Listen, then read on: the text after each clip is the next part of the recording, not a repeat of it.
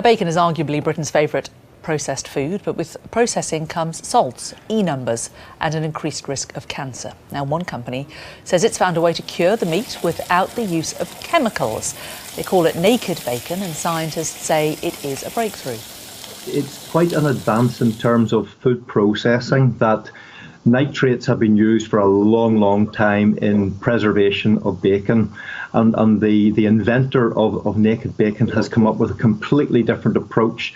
They use a mixture of fruit extracts and herbs to have the same effect in terms of making sure that it's safe and making sure that it has a long shelf life.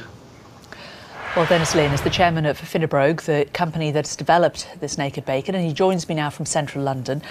So these nitrates that we get in the bacon, these are things that are added to it. They aren't things that are already in the meat, are they?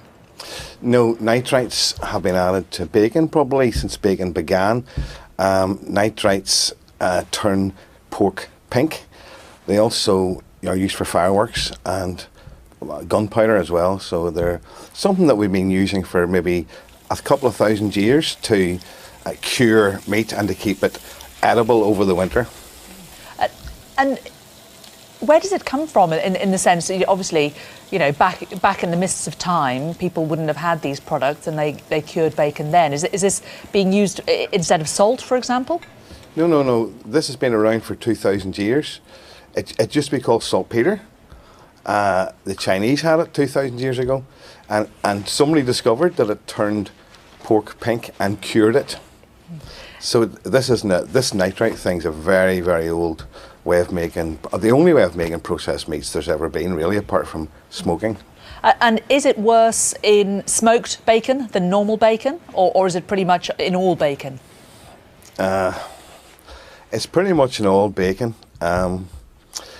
You would get probably more in smoked bacon, depending how it was smoked. There's heavy smokes and there's light smokes.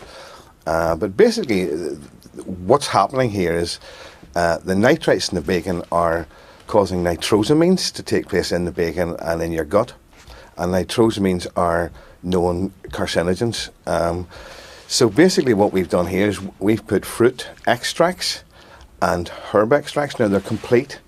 They're not selected extracts, so it's like whole orange and whole grape, only dried, and very, very high in antioxidants. And what we've done is we've made the pork stay pink instead of making it turn pink, so it's really, really high in antioxidants. It's basically like having a pork chop with some fruit. Which would be very tasty. Could this be used on other meats as well, do you think? We can use this with all processed meats, and in America right now it's happening right over the pizza industry, ham, Canada it's happening in bacon, it's happening all over France. This is really, if you don't need to add a chemical, why would you do it once you've got the natural way of doing this? So I believe there probably won't be such a thing as nitrates in meat in 5 to 10 years, and that's what I certainly hope, because there'll be a lot of lives saved if that's the case. Can you do anything to reduce the nitrite levels when you're actually cooking the meat, if you haven't got the stuff that is without it? I think with all meat, all red meat, which is pork and beef or anything, you really don't want to overheat it. You don't want to char it. You certainly would be very careful in your barbecue charring any meat, because that is also carcinogenic. But I think cooking things at the lowest temperature is very important, but basically this bacon of ours is as safe as eating meat, but you don't want to cook any meat at too high a temperature. Okay, Denis Lynn, chairman of Finnebrogue, thank you very much for coming in and talking to us today. Thank you.